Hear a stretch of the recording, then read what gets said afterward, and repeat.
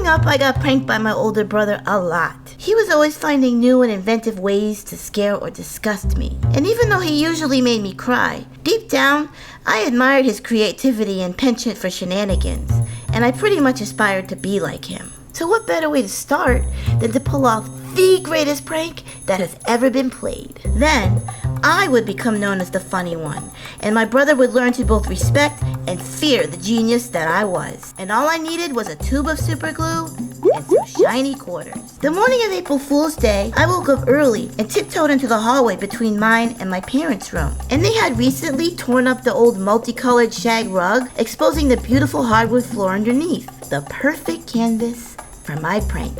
I proceeded to squeeze out the super glue with 2 hands, then took those alluring coins and stuck them to the wood floor. Someone would come along, see the gold mine of coins on the floor, try to pick them up, but they wouldn't be able to. It was hilarious. All I had to do was wait. My trap was set. But I couldn't wait. This prank needed to happen, and it needed to happen now. So I decided it would be a good idea to actually wake my dad up and then get him to come out into the hallway. Now, you might be thinking, Jen, that sounds like a big mistake, waking up your dad on his day off. And to that I'd say, you are correct.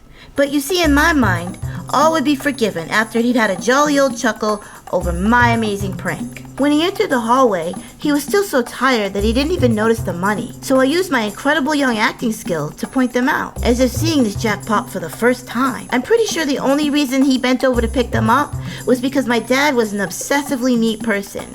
That is, he liked to have the house neat and orderly, and not have coins permanently attached to his hardwood floors. Oh no. Suddenly I realized the flaw in my plan. About the same time his eyebrows rose to meet his hairline. All of a sudden, my brother comes around the corner, and for some reason, he was more mad than my dad was. He started yelling at me as if he paid the bills around there. And I'm thinking, all you do is fart and eat cereal.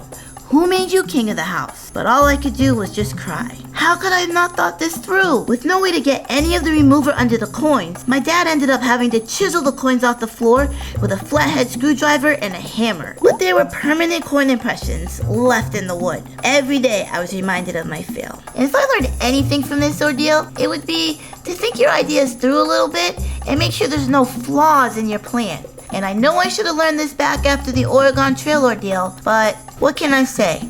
I'm a work in progress. Okay, this is my normal life, and I'll see you next time.